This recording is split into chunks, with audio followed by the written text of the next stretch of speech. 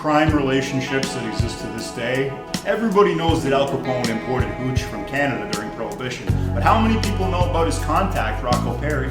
You're going to be shocked at this guy and his wife Bessie and the life they lived, and the fact that you've never heard of them despite this amazing story.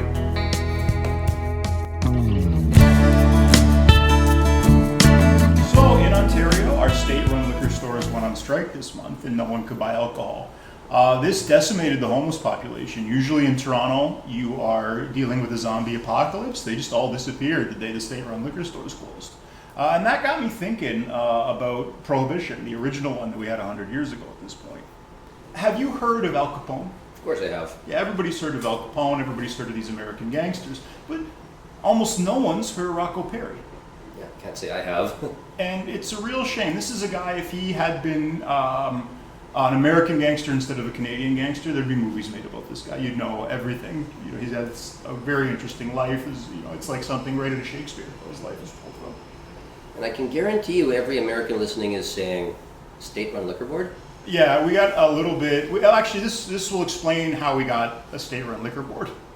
Actually, through this story. If you're curious about that, if you've ever been to Toronto on New Year's and been unable to buy liquor because our liquor stores are closed, this is the story of why and how we ended up with these weird laws. Because these weird liquor laws that we have all over Canada, but especially in Ontario, are going to play a big part of this story. Now, this is a really, really Canadian story, and like a lot of Canadian stories, it doesn't start in Canada. This starts in the south of Italy. I don't know if you guys grew up around South Italians the way I did. There's a broad division. There's the Sicilians and the Calabrese. In terms of the stereotype, both populations are kind of stereotyped as gangsters. The Calabrese are like the thug highwaymen. They're going to rob you on the trail. They're going to hit you over the head and take your wallet. The Sicilians are more subtle. They're going to intimidate you into surrendering 10% of your operation every month. Hold a grudge for 7-8 generations. Vendetti. Willing to play the long game. But that's the so this is Rocco is born dirt poor in Calabria, and he decides he's going to emigrate to Canada. So he doesn't decide he's going to emigrate to Canada. He decides he's going to emigrate to the United States. Speaking of a Canadian story, he never wanted to be Canadian. He kind of just ended up here. He gets to New York, and he does not see eye to eye with the Sicilians that are running New York's underground at that point. And we don't know the full story of what happened there, but he ended up running all the way to Cobalt, Ontario. So basically the end of the earth. He's in a mining town in Ontario. That's how bad he was. That's how afraid he was of the Sicilians in New York, which is, who wouldn't be? A scary group of people. Yeah, it's a slightly different setting than a movie like The Godfather or Goodfellas, right? Yeah, exactly. This is more like a Gangs of New York at this point. But, all right, like and subscribe on YouTube or wherever you happen to get your podcasts. Drop us a donation at ko-fi.com/Radio Free History or subscribestar.com/radio-free-history. If you donate to one of our higher tiers, guys, we're going to send you some Fruit of the Loom merch. Now that's hit Radio Free History, branded Fruit of the Loom. It's not going to be merch from Fruit of the Loom. They do that, but it's do it. Yeah, we're getting serious when we're hawking free merch, right? Exactly. But Rocco decides he doesn't want to be a dirt poor miner. There's the Italian laborers. They promised them a lot to get them over to Canada, and then they were paid very poorly, treated badly. Rocco was at one point part of a protest, talking about how bad the Italian workers took to the streets and protested that their jobs were so bad and they were being treated so poorly. Here's a fun fact. For a while, the only Italians who could get public office in certain parts of the States were Italian Protestants. Have you ever heard of an Italian Protestant? No. No, I haven't either. I didn't think that was a thing. No, I didn't either, but apparently, the one Italian Protestant, Giuseppe, was on the New York City Council or something. The Mormons, they got the Giuseppe! So I'm sure there's a great story. I'm going to do next podcast. Let's do that story of the one Italian Protestant that was successful at pop. So he's in Cobalt. We don't know a lot about what he did in Cobalt. We know he was protested at least once. And we know he probably ran like a flop house. So he lived in a flop house with a bunch of guys. He didn't own the flop house. He wasn't collecting rent, but he was kind of the guy that could get things. It was, there were, drugs, prostitution, a lot of things that, happened in these flop houses that were, that's why they had such a bad reputation. And Rocco could facilitate that. But Rocco, again, very Canadian, he hates the winter. He cannot deal with these freezing cold winters in Cobalt. Toronto is slightly more temperate because it's on a more southern lake. So he decides, I'm going to spend my winters in Toronto. And again, in a flop house, because it's all he can afford at this point. Now, this flop house is run by a Jewish family with 2 daughters. And the mother of the 2 daughters with the husband and her parents living in this flop house is a woman named Bessie Starkman. Now, Bessie's a really interesting character. I really thought about calling this the Bessie Starkman podcast instead of the Rocco Perricott podcast, because in a lot of ways she was the head of this operation. She was, really it was the Starkman gang, in another time this would have been her gang, not Perry's gang. But before that, she's just a poor Jewish girl in Toronto. She's trying to make ends meet. She's got connections with other Jewish families that are, over in Montreal and New York, but she can't, she doesn't have the money or the muscle to kind of parlay that into any meaningful enterprise. At the end of the day, Macbeth had a wife, right? Yeah, exactly. Rocco's wives are not going to break any Shakespearean stereotypes. The women in Rocco's lives are going to be, if you like Shakespeare, you're gonna see a lot of similarities in Rocco's wives. I say Rocco's wives. We'll get to that a little bit later. Rocco convinces Bessie to run out on her 2 children, her husband, her parents, the whole family, and run away with them. I guess it wasn't all sunshine and roses in the honeymoon, because 2 weeks later Bessie was back trying to get with her husband. But husband would not take her back. The parents disowned her. There was no going back for Bessie once she made this choice. So she ends up in Hamilton with Rocco, living in a flop house. So now there's kind of 2 Hamiltons. There's Hamilton up on a hill, away from it's an industrial town. If you're up on the hill, you're kind of, it's a beautiful view. You can see the lake, and you're not in the smog from the factories. Then there's downtown Hamilton in the Ward, which is, any Italian ghetto that popped up around this time, we call the Ward. Every city in Ontario seems to have a ward. And it's, in Guelph, it's now student ghetto. I think of the same thing it's still kind of a sketchy neighborhood in Hamilton, but it's in Guelph, it's now the student ghetto attached to the university. Now, you know how every comedian out there is an alcoholic with a completely depressing life? Yeah, Jim Carrey was going to work in that factory if he hadn't made it famous. So just, again, for our American listeners. Hamilton is a city. It's a lot of contradictions. It's very beautiful. But it's where the Degrassi kids go to die. Literally, one of them moved out and died in a flop house in Hamilton. he was an alcoholic, diabetic, and his heart gave out. Now, for our Canadian fans, Degrassi is a Canadian show that only Americans watch. And this was the original one. This was Wheels. This isn't Degrassi TNG. This was one of the, anyway. But Rocco and Bessie end up running and owning this flop house. They claw their way up. We don't know exactly how Rocco got the money to buy this place, but they run. And they're running a speakeasy. Well, not a speakeasy. They're running a blind pig.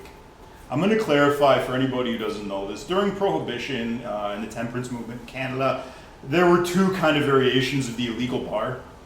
The speakeasy is like what you kind of see being replicated today in big cities. It's like it's a secret place, the bookshelf opens up and you go downstairs and there's a nice restaurant and there's a bar and there's usually entertainment and people are wearing suits. And it's like an upper class thing. If you can't afford that, there's a place called the Blind Pig. Now, this is usually a depressing basement. I'm sure there's an angry guy who made horrible choices in his life serving liquor, but you can get drunk there illegally and with other people. It's important because alcohol is a very social drug. So I've never done fentanyl, but I imagine if I were to do fentanyl, it would be in a basement like this. yeah, that would be the perfect setting Yeah. for fentanyl. You're gonna throw away your life. Yeah. That's what these kind of basements are for.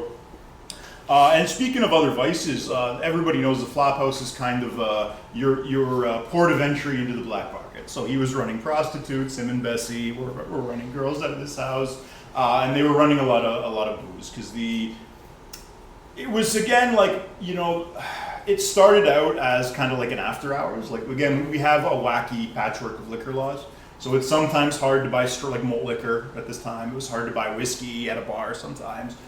So they would kind of had a bar with including other services. Also, would sell you hard liquor and overproof beer and all the things that really get you behaving badly. And then the Temperance Act is passed.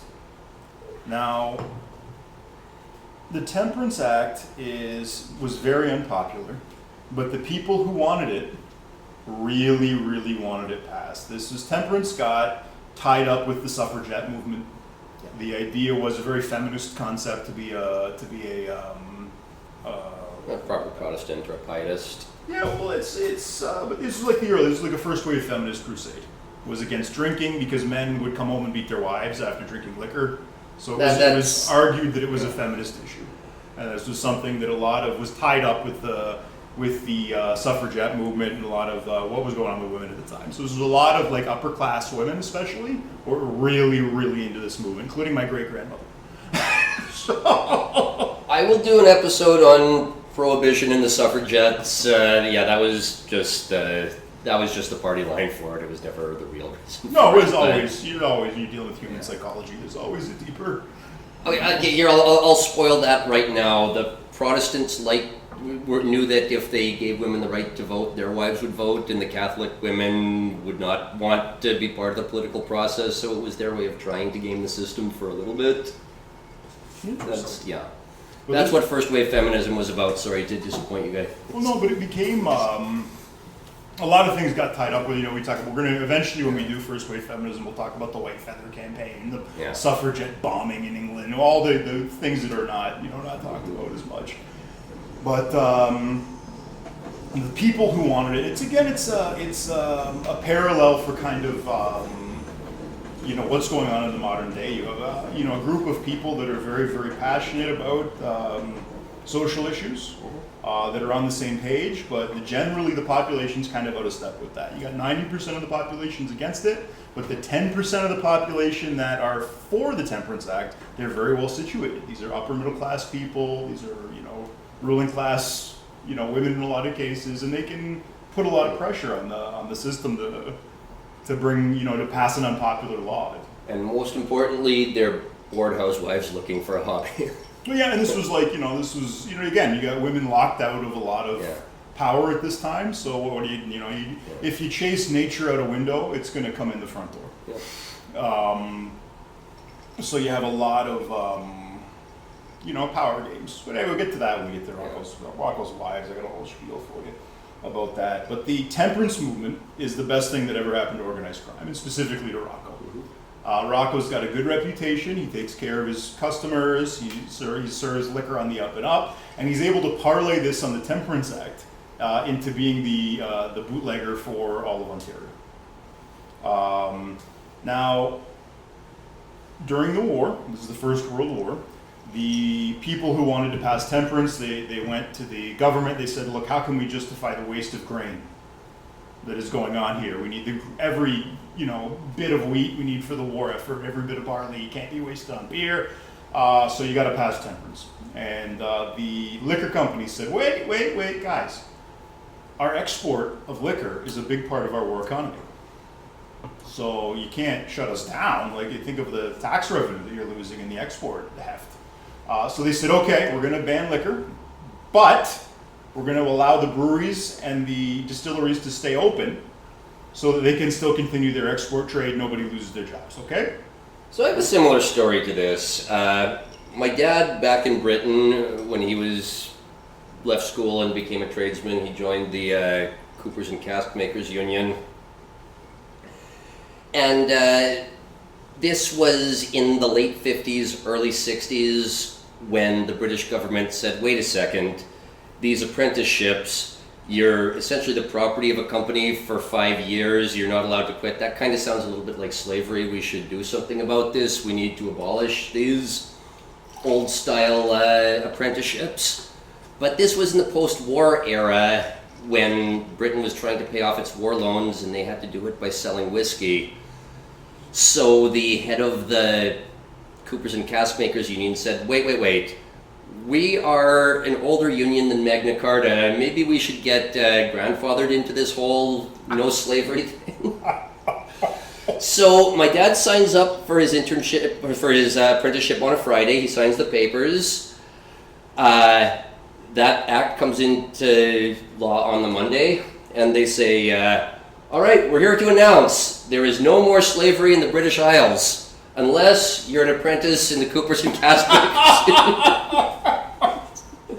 So in my parents' basement, there is an indenture with the number 1 on the wall of it. Jesus Christ. Yeah. You would never think, looking at me and Ben, Yeah. that we had recent slavery in our families. No. But we both had very recent slavery. My grandparents were slaves, Mm-hmm. and your dad was a slave. Yep. It's very interesting. Listen, we make a lot of exceptions when alcohol revenues. when alcohol that's tax how revenues. it's a big deal for export. These guys. Now the flip side of that is the politicians all like to drink, and they don't want to end up drinking poison liquor during their temperance, flirtation. So keeping their friends' liquor businesses up and running is going to ensure that their favorite alcohol is going to keep running. So there's always there's always the story. There's always the interests of the ruling class coming to bear in something like this. But now we got a situation where you've got distilleries, and you've got customers, and you've got nothing in between them. And Rocco happily fills that gap. And he starts again.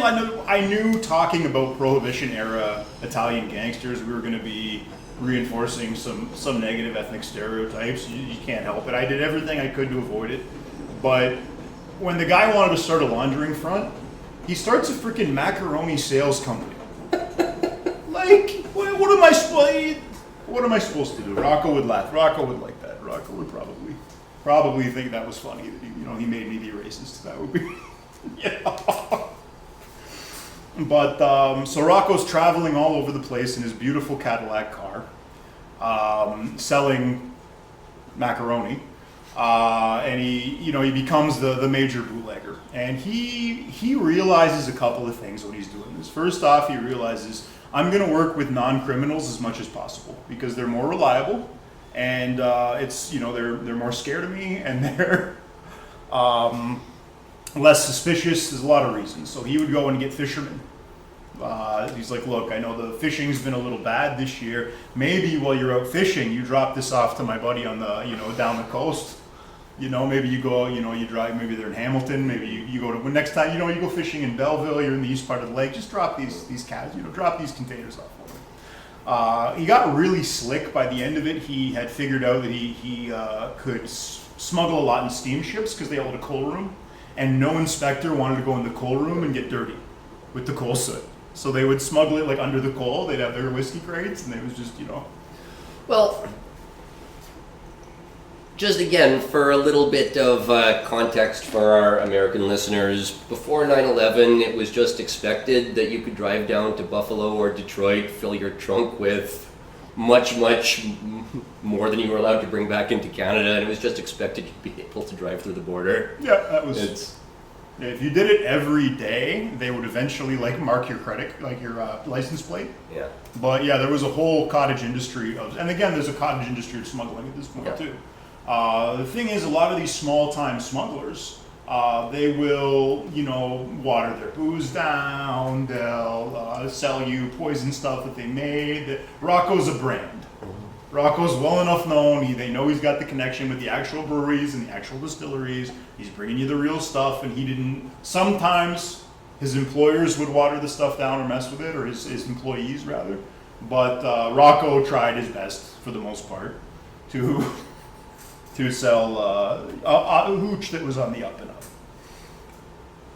So he makes a lot of money, and he another thing that Rocco realizes while he's getting rich is, wait, Canada barely enforces criminal law. They don't really punish, criminal laws here. This is great. Like for bootlegging, you're looking at, I think, 3 to 5 months in jail, which is not, that's not life ending for anybody. In fact, it's a networking event in certain criminal circles. Yeah, much like how certain cultures within the middle class don't take you seriously if you don't have a degree. There's subcultures within the working class that don't really take you seriously if you haven't been to jail. It's just seen as a very a seminal life experience, and it's get called con college because you meet everybody. It is great if you're a criminal. Great to network in there. And Rocco and Bessie were great. They had a whole network all through, and eventually, some of the loopholes were eventually closed in the law. So some of his business, there was a damper put on it. It became harder for him to pretend he was exporting stuff. So he had to go to the States and get connections. So he ends up through Bessie's family making friends with New York gangsters, making friends with Chicago gangsters, and getting all kinds of connections in upstate New York and Ohio and wherever else to get liquor from the States to sell in Canada. This goes great for a while, but again, there were certain blind pigs that were less discriminating that wanted a better price point on the product. So Rocco had a connection in upstate New York that was, they would take lab alcohol or industrial alcohol. And this is alcohol, the same as you drink, but it's been denatured, which means they put a chemical in it that makes it poisonous if you drink it. Now these guys paid a chemist to remove this poison chemical and then test the hooch to make sure that it was not poisonous. This chemist removed did what he could do to remove the poison, test the hooch, and says to these gangsters, guys, this is poison. It didn't work this time. You got to dump this. And the gangsters said, yeah, we're gonna sell it. You don't make an omelet without cracking a few eggs, right? Fuck it. We're just gonna sell the poison bullshit. So 18 people across upstate New York and in blind pigs in Ontario die. And all of a sudden these gaping loopholes in the Temperance Act are become political liability. When things become a political liability in Canada and you don't want to deal with it, we have a proud tradition called a royal commission. This is I guess the American equivalent might be the congressional hearing. Yeah. But the idea, it's a very aristocratic thing. It goes back to British law. And you say, okay, this is an issue. The public desperately wants something done. I really don't want to screw this up. So we're going to appoint a commission of experts, and they are going to, on the public purse, study this issue as long as they feel they need to. And if they, once they feel, that they've thoroughly explored this issue, they're going to write a report and send us a bill. And we're going to pay the bill and write the report.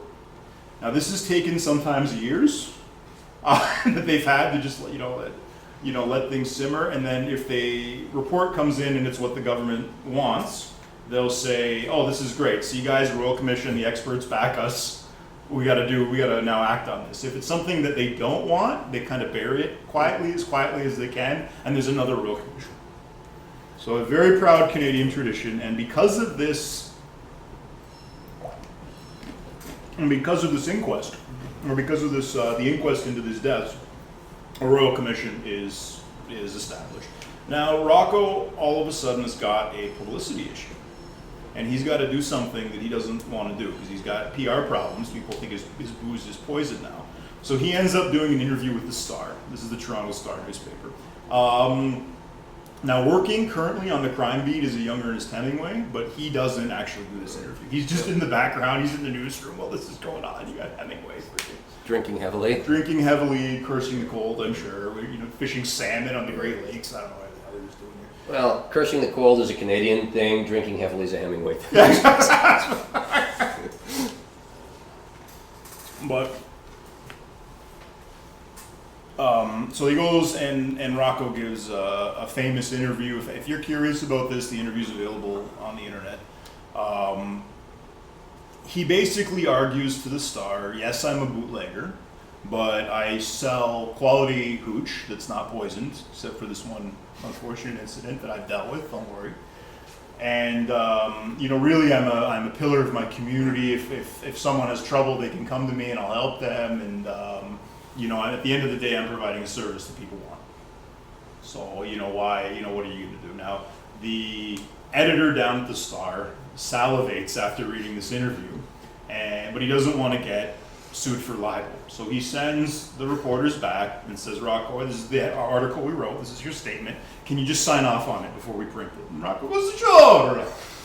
And signs signs off on the story, and it's published. Now, I'm guessing he didn't run this by his wife. Oh, Bessie was there. Bessie was getting interviewed. Really? Again, it was a PR issue. So as much as they knew it was dangerous to kind of raise their heads, they had to do this because they didn't want to hurt their market share and give the Sicilians that are crawling up their back a chance of screwing up their good name and taking their business. So so they signs off it. So the headline goes to print. Rocco's picture with Bessie beside him, king of the mob. So understandably, after this publicity boom, the Royal Commission wants to have a chat with Rocco. And Rocco gets called before the Royal Commission and pretends that he doesn't speak very good English. He keeps kind of pretending he doesn't understand the questions the prosecutor's asking. In Canada, you're allowed to have this done in French, and French and Italian are very similar languages. He couldn't know.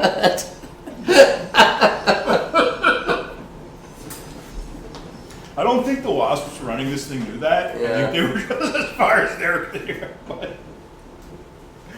But so he pretends he doesn't speak English. Literally, I'm not... If I were to write this transcript as like a work of fiction, people would be jumping all over me for promoting ethnic stereotypes and being awfully racist against Italians. It's like something at Abbott and Costello. The guy's like, you ask me, he also pretends he has a very bad memory. Yeah. So he's got a bad memory, he doesn't speak English. Finally, the prosecutor gets all pissed off at him, puts the Star article down and says, look, you signed off on this. And he goes, well, I don't read English so good. Well, you didn't, so you signed this without reading it? Well, they read it to me, but I don't know what it said. And he's like, can you tell me what, he got the guy so flustered, he was like yelling into you. If you get a guy, like a waspy, turn of the century lawyer, in front of a judge, and I'm sure a powdered wig at that point, or damn near, to lose his shit, you're doing some good frustrating. So he does that. But they end up raiding Rocco's flophouse anyway. Now, they take Rocco's booze, they take a bunch of his money, and they charge him with prostitution, they charge him with all kinds of crimes. He goes to court, he says, guys, I'm not running a flophouse, I'm just Italian. All these people drinking, they're just my friends. Were they paying for liquor, Rocco? No, my friends never. Do you know, their names? Do you know what they do for a living? No, but they are my friends. It's different with Italians. These are all direct quotes, by the way. Yeah. This is not me doing, being mean. This is what the man said. And the crown buys it. They're like, okay, we find that he's just Italian.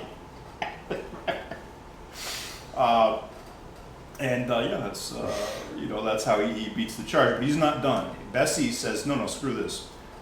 Gets a lawyer from Toronto for $300, which is a lot of money back then, and sues the cops to get her liquor and cash back, and wins, and gets her stock back and her cash back. So they're living, they're high off the hog. They move from this flophouse up to the top of the hill on the Millionaires Row, and this is where the story kind of bumps up against, the podcasters again.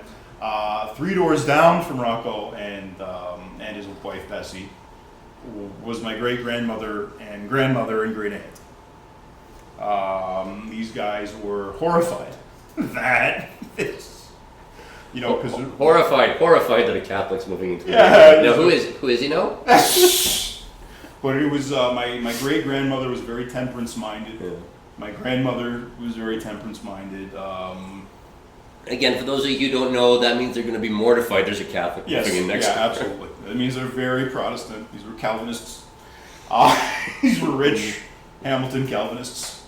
And they were, I can only imagine great grandma's reaction to a bootlegger and pimp moving in 3 doors down on a street called Millionaires Row. So this is just, I'm sure the world had ended for my grandparents. What did my grandma remember? I didn't know my great grandma. I have some stories through my dad. But I knew my grandmother very well, and I asked her about Rocco, and she said one thing she would tell me is he was very, very generous on Halloween. The guy would give out quarters in the 1920s and 30s to kids coming to his door. I did a little math. This is roughly the equivalent of handing out $50 bills to all these kids coming through town. So my grandma was always told by her mother not to go and get that quarter from the awful bootlegger pimp down the street. We would ask grandma if she got the quarter. She would never tell us. So we assume grandma got the quarter, but we don't know. Now at the same time, Rocco's success and travel kind of catches up with him. Now Bessie doesn't want any more kids. Remember, Bessie had a marriage. Bessie had 2 kids, but Bessie's new life is about fucking getting Bessie what she wants. And she doesn't want to have any more kids. But Rocco loves kids. So what does he do? Well, again, not breaking any stereotypes here, he gets a mistress.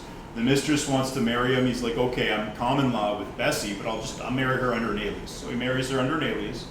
And he keeps her in near Niagara Falls. St. Catharines is the town that he keeps her in. And he sends her money every month to take care of the 2 kids he ends up having with her and to pay her expenses. Now, Bessie is running, again, not breaking any stereotypes here, Bessie is running Rocco's books, both his legitimate and illegitimate books. All the money is in Bessie's name. And this is kind of neat. It's like some European families and Asian families do that. It's like the money earning is the man's responsibility, but how the money is spent is the woman's. And that definitely that was their arrangement.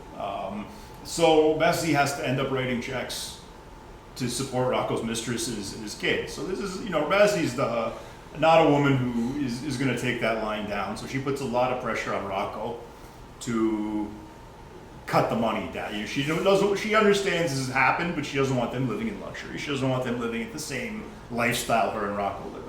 But this mistress really, really wanted her kids and her to live this lifestyle that Bessie was living.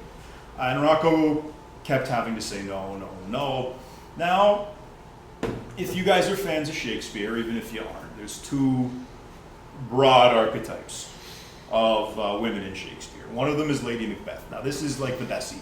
She has been denied power by society. This isn't going to stop her. She will, get power through manipulating men. She'll be Machiavellian. Whatever she has to do to get what she wants, she's going to do. Now, the other broad archetype in Shakespeare is Ophelia. And this is Hamlet's kind of girlfriend who goes crazy when she can't get Hamlet and jumps in the freaking moat and drowns and kills herself. Get thee to an nunnery, Ophelia. Yeah, exactly. So what eventually happens as the situation boils over is the mistress goes to Hamilton, finds police officers, tells the police officers, yes, I have 2 children by Rocco Perry. And then goes up to the top. I've read in some stories that she jumps off the roof of one of his bars that he now owns. I've also heard she threw herself in front of the streetcar. So she very publicly, she ends her life. Rocco ends up on trial for bigamy. He says, well, she's dead. I'm not technically married to 2 women at the moment. How can you put me? No, not even like I'm only common law with one of them. No, she's dead. She's dead. There's no marriage. Look, I'm not legally married to her. I'm only common law with Bessie. You can't prove this was going on. You spend all day arguing who did or didn't have 2 wives last night. Yeah, exactly. But really, why live in the past? This is another parallel between Ontario and Utah. It's not just our wacky liquor laws that we share in common. It's our we have some bigamists kicking around. So this again, this is the talk of the town. This is a lot of rumors and stuff. And the government does end up kind of closing some of the loopholes, making it harder for Rocco to export to Ontario. But Bessie has a solution to that problem. Bessie starts importing cocaine and morphine and selling that through the flop houses. And this raises the ire of the Sicilian mafia that is clawing its way into Ontario from New York. As long as Rocco was just a bootlegger and he was, had an arrangement with them or whatever was going on behind the scenes, there it was okay. But now he's starting to cut into their narcotics business, and that's a shot across the bow. But that's not a huge problem just yet because prohibition is declared in America. Now, I've said this before, Americans love drugs. Drugs are an integral part of their culture. This is an amazingly drunk group of people. To contrast our liquor laws with some of the what's allowed in the States. I was down in Florida and I was told by a bartender I was not legally allowed to, or not legally, but I wasn't allowed at their establishment to order only one beer. I was like, no, 2 for 1 beer. I'm like, can I just have one? I don't want it. No. Now, I lived in the States for a little bit. I lived in Baltimore for 4 years. There is a law on the books in Baltimore that for every bar there has to be so many churches. So there's all these bars that pull their money to keep these churches open that nobody belongs to. That's like Vonnegut-esque. Yeah. That's something right out of Vonnegut. But all of these connections that he's established, that Rocco's established with American gangsters, come in really, really handy when probably the biggest drug market in the history of our species has the tap turned off to their booze, which is their favorite drug by far. Somebody's got to fill the gap, and basically Rocco was getting Canadian whiskey, Canadian spirits, Canadian beer, especially Sleeman's. This was Al Capone's favorite beer, was Sleeman's beer, which is the distilleries in Guelph.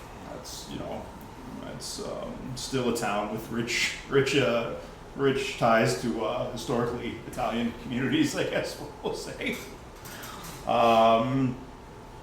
This goes. So Rocco makes so much freaking money, just tons of money, and he's rolling in it during Prohibition, and he's this amazing source. He's working with Al Capone, he's working with Lucky Luciano in the States, it's just he's a major supplier,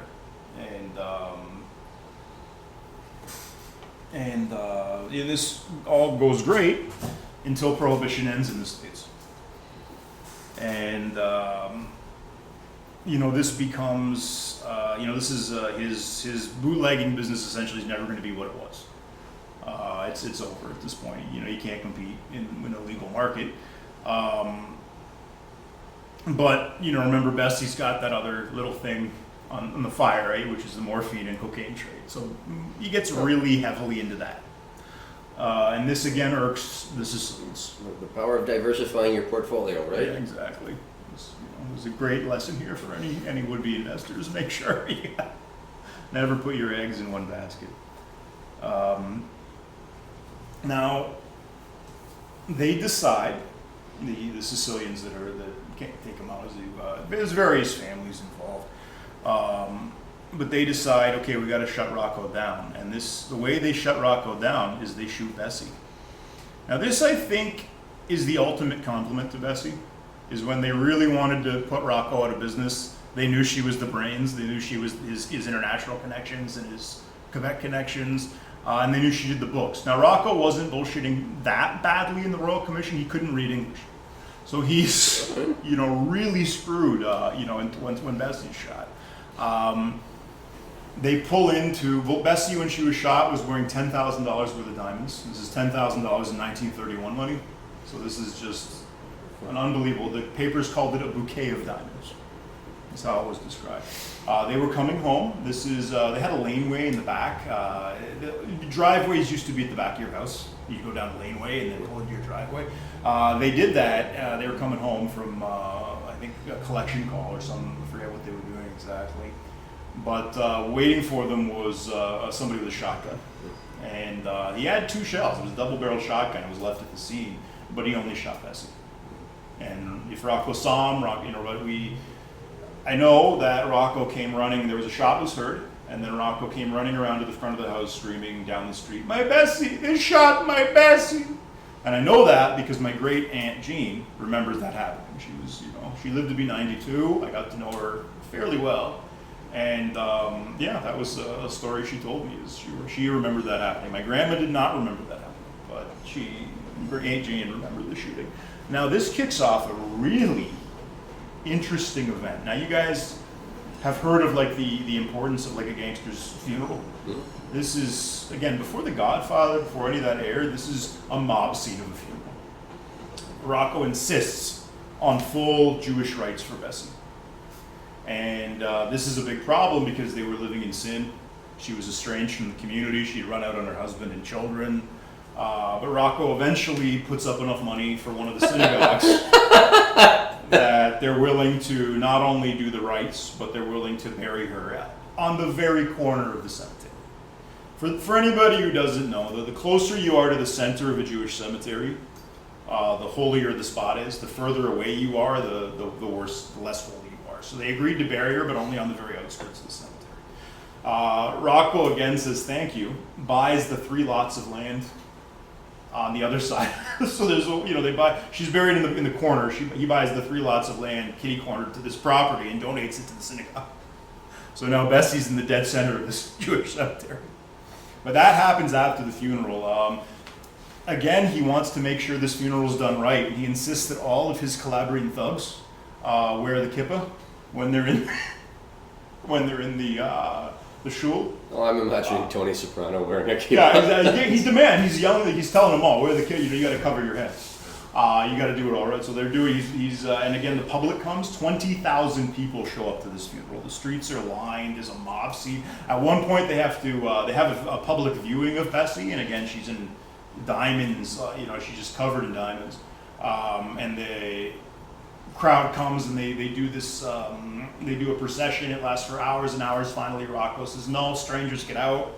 His men kick everybody out, and they have to bar the doors and hold the doors shut because people are trying to bang to get in to see this opulence that these guys lived in.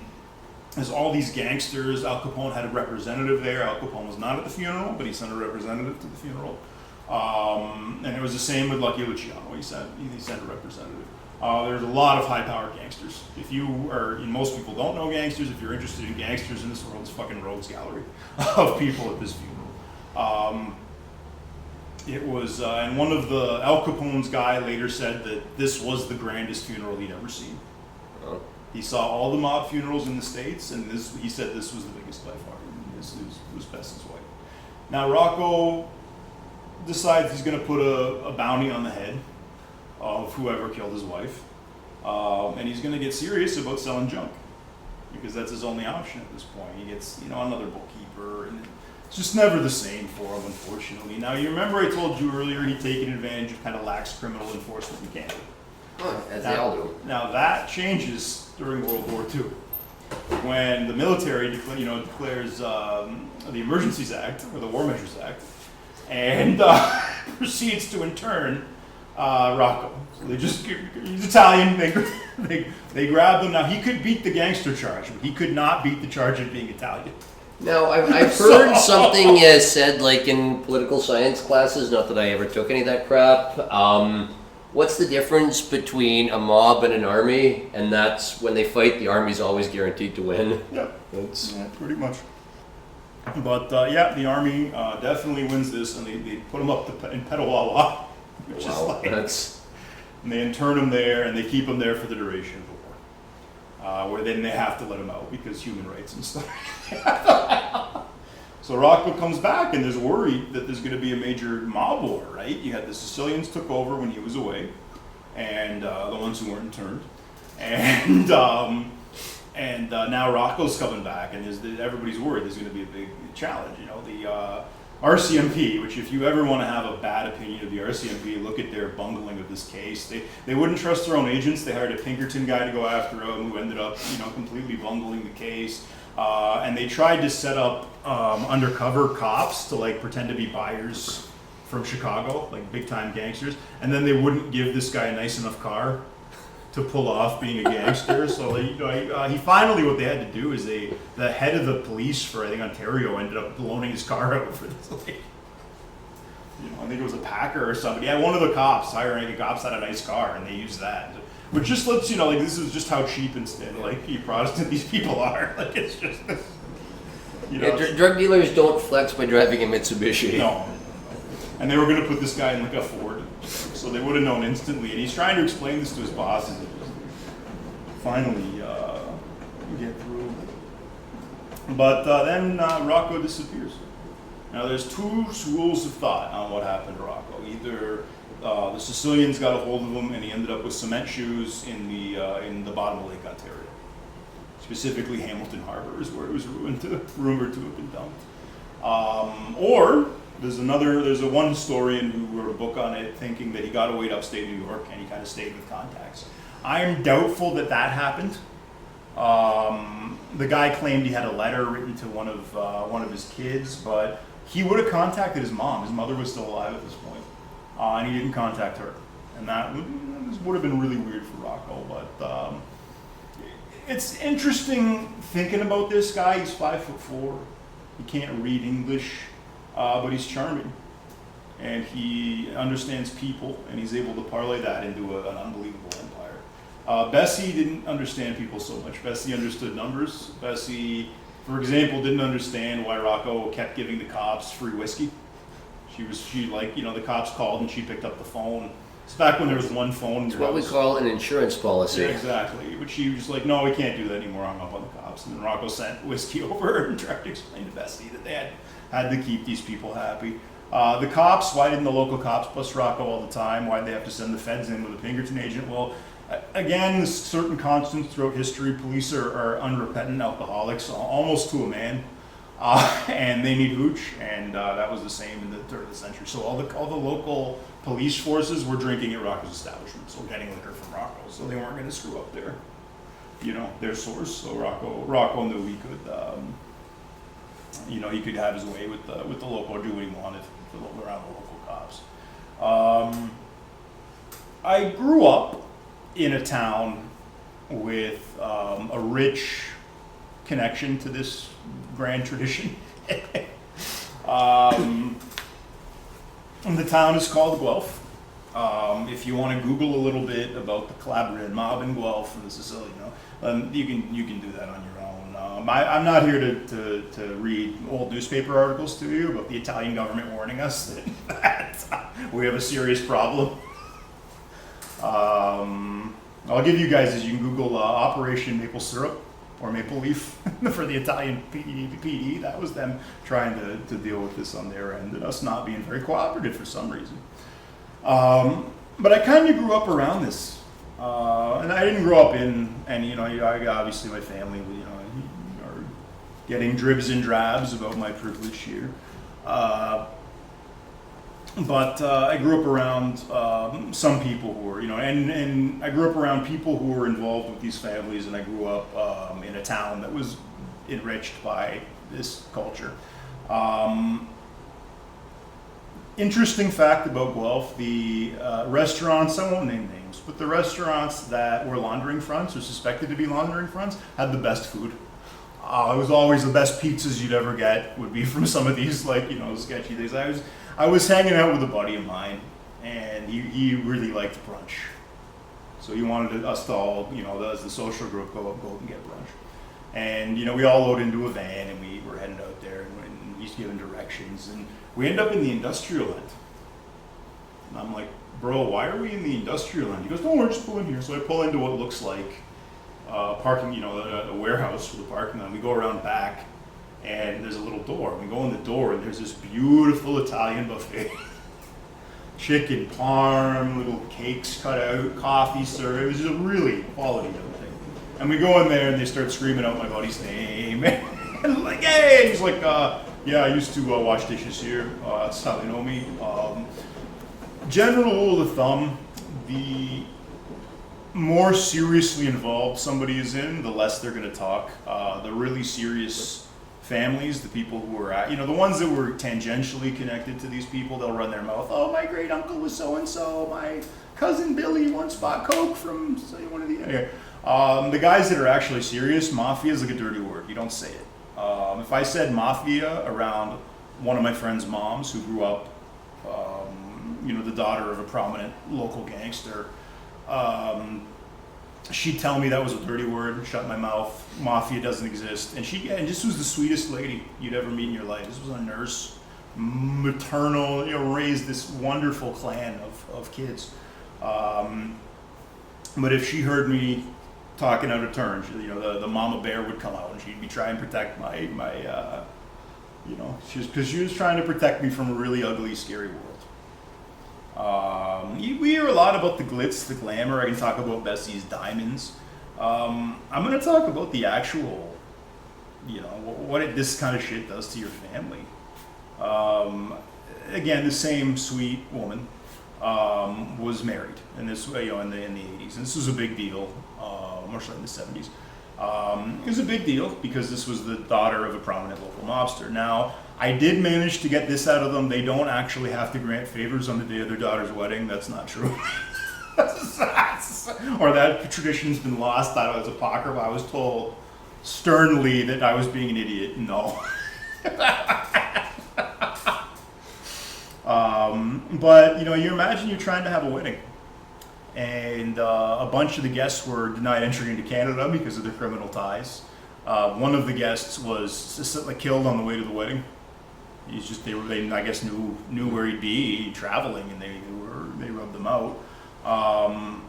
So imagine that happening on your wedding day. A bunch of your uncles can't show up. Somebody dies on your wedding day, and then you have your wedding. You're trying to do this, and at the end, the RCMP raids the wedding and takes all of the wedding photos as evidence. And to this day, this woman has not got her wedding photos back. They're sitting in an evidence locker somewhere. Some future historian will uncover her wedding pictures. And it was, again, like the little bit that I found out, the dribs and drabs that kind of came in through stories I heard. Because these people were very reticent to talk about this kind of thing. It was like, the hardest part was growing up when Dad had to go to jail. That's the really hard part. Like, your dad's just not there for 3 years or however long you put, a few months. It's really hard. You bust up a family, It's not like Dad's away on a business trip. Dad's in the can. Well, he kind of is away on a business trip, but yeah, fair enough. Yeah. Now, my parents are educators, and that's my other kind of window into this world. Is they taught the kids of these families. What's it like teaching the kids of these families? Well, you're going to be surprised. They were really well-behaved kids. Like they were all my parents ever had to say to one of these kids was, "I might have to call your dad." No, don't, please. Whatever anything. Just don't call my dad. I'll do. Inevitably, they come to PTA meetings because you don't think about a gangster going to a PTA. They gotta go meet the teachers. One of the gangsters would send her kids were going through the high school that my dad taught at. She'd send pizza every Friday for the teachers because they worked so hard. But what were they like at PTA meetings? They would want to know, it was usually the mom would come in, and almost was never the dad, but it would be like, a mother. And my boy, is he a good boy? Does he give you trouble? No. Are you sure? You sure he give you no trouble? No, there's no trouble. There's a famous incident, this is my drama teacher told me this, of one of these guys coming in and be like, no, my son, if he get out of line, you give him a freaking smack. If you don't smack him, you call me, I give him a smack, he step out of line. So they're very well-behaved kids. Generally, they don't want their kids involved in this. They don't seem to groom their children. At least maybe there's a selection bias there because I'm not, however, if there's a mafia stream for these people instead of I didn't see that. I mean, in The Godfather, which I don't know how accurate it is, it was the fuck-up kids who ended up working for the family business like anybody else. Yeah. And that brings us to an interesting, local gangsters. They're white Anglo-Saxon products. They're WASP gangsters. But, so that's a whole different story. We're going to do one on Rob Ford and the Ford family. But, I want to talk about a local legend that everybody knows who grew up in Guelph. There was a very famous death locally. There was the three brothers. Again, I won't name names. But there were three brothers that were running golf at the time, and one of them would run around the track at the high school that my brother went to, and he was found dead. Running around the track. So at the autopsy, there was a doctor, who was a very Italian doctor, that wouldn't let the nurses assist with the autopsy. He just closed the curtains. Is all were leaked out from the nurses that weren't allowed to observe the autopsy, and he declared it a heart attack. And what followed was, according to, I again was very young when this happened, but according to lots of people I've talked to, there was a funeral out of The Godfather that took place for this guy. There were just the whole main street of the city was full of black Cadillacs, just like, And again, it's it's interesting, and again, think about Bessie. There's a play. Somebody wrote a play about Bessie. Oh, really? Yeah, it was in Fringe. If you guys want to Google that, that's a little bit of her. She had a very interesting life. It's interesting for me, the people who won't be defined by convention. There always seems to be about 10% of the population. This was you told me years and years ago about the Doomsday Report. Yep. This was 1066, Yep. And basically the French invaded what later became the UK, and they wanted to know what everybody owned, so that they could tax them appropriately. So it's a very accurate document. And surprisingly accurate for the 11th century. When it comes to taxes, that always works. That's always on point. That taxes and the secret police, these are two things. But about 9% of the landowners in England were women. These people had armies. These people had, conducted business.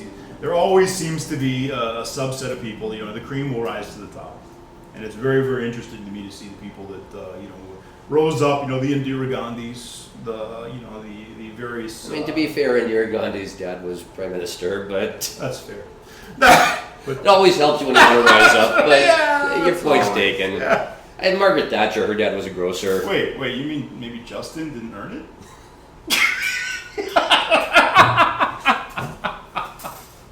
Oh, that poor kid. He can box. Yeah. He's probably the best boxer we're ever going to have in Prime Minister. So, that's something people don't think about when they think of Justin. I did an event with him. We did the opening of a hospital in Toronto. And he attended the event, and he insisted on going around shaking all the security's hand before he left. Very strange. Most politicians, celebrities are not like that. He was, very soft hands, I'll say that. But I'm not going to fault the guy. He seemed, he seems to care. Well, at least he can come across that way. At least he can, At least he can bullshit me effectively. At least. If you want to get into politics, remember, be a good bullshit artist. Yeah, be a good bullshit artist. Learn to smile convincingly on average parents. Mm-hmm. Black money behind you. Seriously. Everything else falls into place.